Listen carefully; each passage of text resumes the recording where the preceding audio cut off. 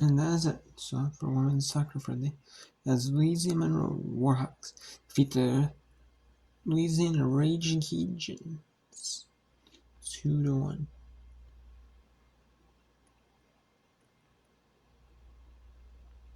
So, and the Sun Belt tournament is starting on Monday for the Sun Belt.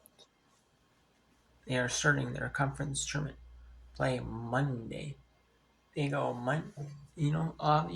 these conferences are either some of the conferences are starting like this week, like they're starting like the SoCon started today, but that's because they had all 10 teams weekend. They had the first round Tuesday, and it's Saturday, or it's Friday actually. And then they go midweek next week, have one, and then like near the weekend they have one. But like the ASUN's during early, that's then they're also doing like Thursday, but then they're also doing matches on Thursday, then like Sunday, and then next week Sunday they could have a little more space, so maybe like Thursday, maybe Tuesday, maybe Sunday. But I mean,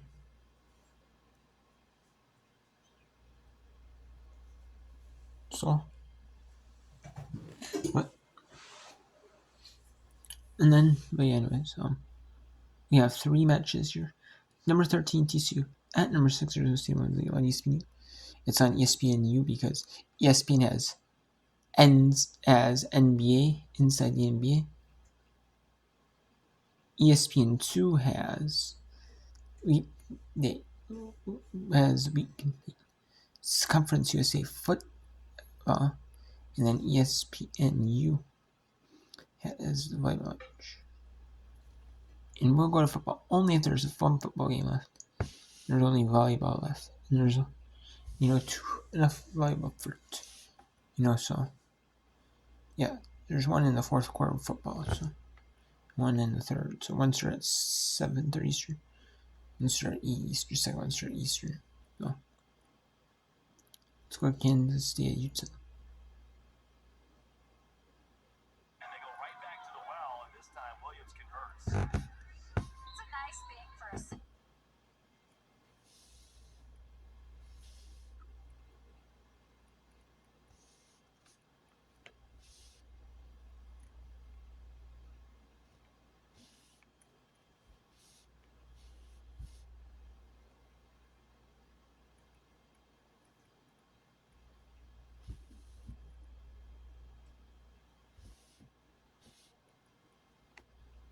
I mean, I might not be able to because the World Series. I don't like how they do it now.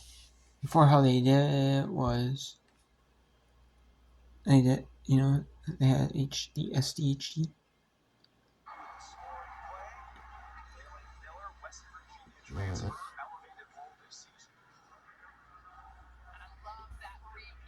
Arizona State is 8-0 now in conference play. Arizona is. TCU is 16-5 overall, 6-3 in conference play. They were 11-2 in their 13 games in non-conference. Arizona State played 11 non-conference games, and they were 9-2. Arizona State is 8-0 in the Big 12. But it's not really the Big 12, because there's more than 12 teams in the Big 12.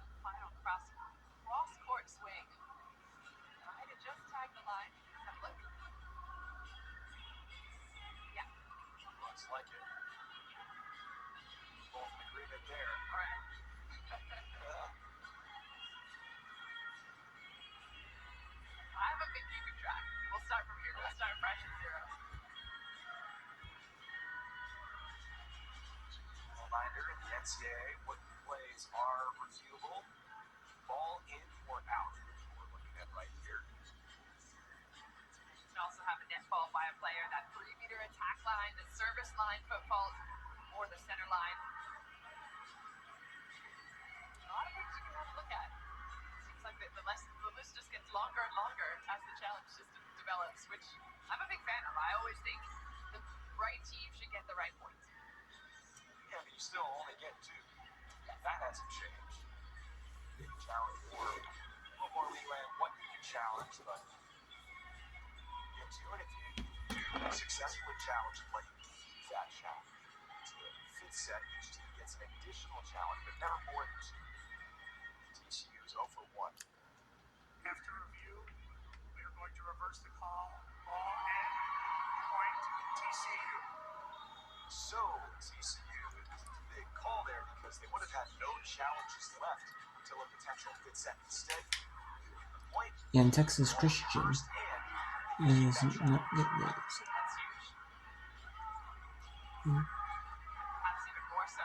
The gap is already so big, you really cannot afford to allow any more.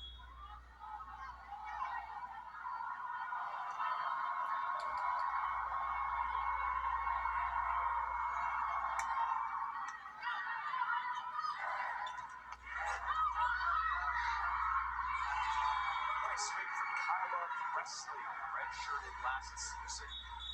Developed their second right side in that 6'2" system this year.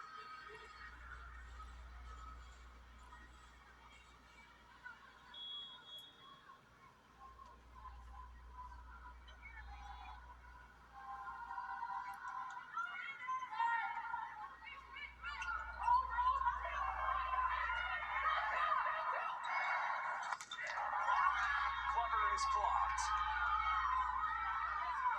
That block counts for a little bit more. You saw how difficult it was for TCU to put the ball over. There was some misconnection in the set. It ends up as a free ball. By all counts, that should have been a point for ASU. Coverage was everyone just standing around watching. Step on TCU. Oh, they're able to isolate Clever this time. Her 7th kill. The thing about Glover is you have to get her a ball that's high enough and wide enough. She is a lefty attacker, so if that ball dies on the flip side, she can go and get it.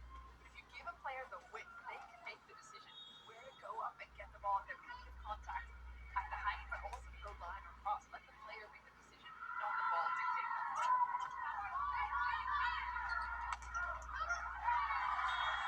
Arizona State, clock number 7. And that's a perfect example in the other direction. That ball's so low and tight that the blockers are on it super early. Give the attacker nowhere to go. TCU taking time out.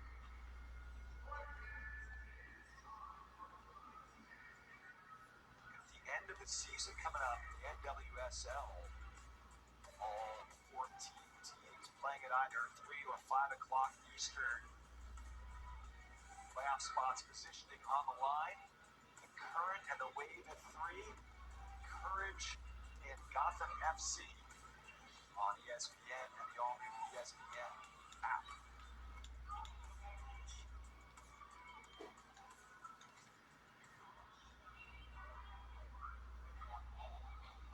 But tomorrow, ESPN.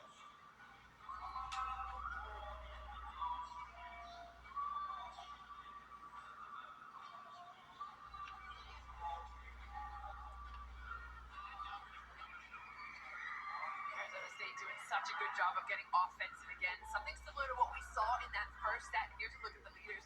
Again, Colby Dale's still up there as she got so hot in that first set, but Glover catching up, Miller, Presley as well. And again, I talk all the time about how important it is to have a balanced offense. You're seeing it again right here.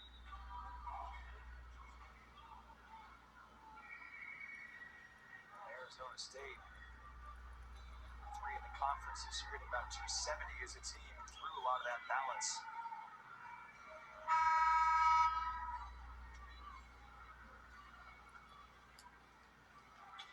The other thing this team does so well is take care of their seams. You're not seeing a lot of ace serves fall on this team. It's something that JJ Medill focuses on really highly. We'll talk about real calling that ace ratio. It's low. As they run the 6-2, they don't really have the subs for the rest of Spain, just putting on the same 3 players, 2 outsides, and a Romero to pass. One from Henrich, but both Miller and Parrott and Faith Frame, their 3 primary passers, are just rock solid for Arizona State.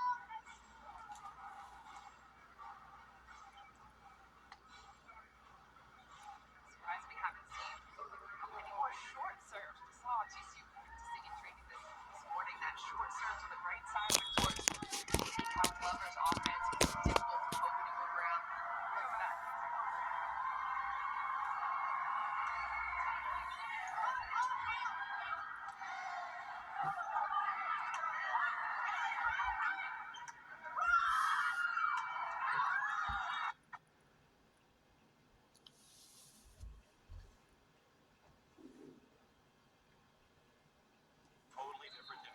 Yeah, Naya Marie Yoki has had some matches where she's led the team and really been strong. And it's been a little bit difficult for her because they're having her play sometimes left side, sometimes Now let's go to right side. Kansas State. Her natural Host. position is more right side, which is where she's playing right now. So getting her going along with the middles. Kansas State. Host in Utah. Or Kansas State at Utah, my bad. Kansas State at Utah. In Salt Lake City, Utah. Is many. Kansas State, Alabama, and Kansas. Utah. Out of Salt Lake City, Utah. And it's 16-0. Third set. Utah is lucky to get in. At this point, they're going to be lucky to get into the NCAA tournament. They're probably, right now, they're a national invitation volleyball championship team. And IVC, the second tier volleyball tournament. Right now, that's what they are. Right now, and you have to be 500 to be an NCAA tournament team. Minimum, you have to be at least 500. And they're not even 500, or if they are, they're like just at 500. I do believe they're under 500 though. So in the NIVC, the second tier volleyball tournament, which is 32, the next best. The NIVC is the next best 32 teams that don't make the NCAA tournament.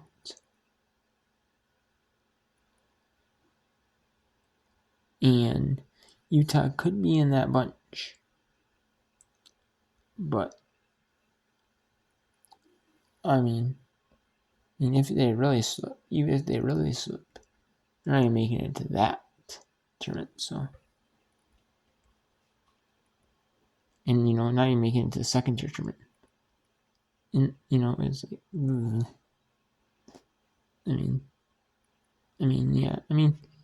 you don't want to make it a second tier tournament. But your main goal is to make it the NCAA tournament. But some of these schools, like UConn last year, they're not a premier powerhouse in women's volleyball that I know of. And now but now they're becoming a premier. But now they're starting to become a decent powerhouse in women's volleyball. So a team like that, making the second year tournament again this year, trying to get closer to actually get farther along in the tournament. Or a team like Charleston, they're like a second tier volleyball tournament team if they don't win their conference tournament because they're Coastal Athletics Association one bid league. So it's like, they're a second tier team. Like they would be a second tier volleyball tournament team. It would be for how if Townsend's like the favorite. And you also have Charleston. You also have who's the one that was unbeaten or someone in the Coastal Association was unbeaten. They lost 2 games, so still they're a really solid team in women. Some solid majors and solid majors that are second tier tournament teams that they don't win the conference tournament. They can still prove why they can still prove why maybe not make it very far in the NCAA tournament, the first tier tournament, the main NCAA tournament, but in the second tier volleyball tournament,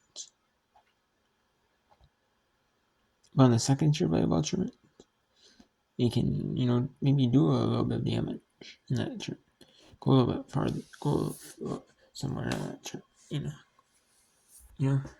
go more in that tournament. So yeah. And I don't mind it. What was it? So yeah. I don't mind it, I really don't mind it.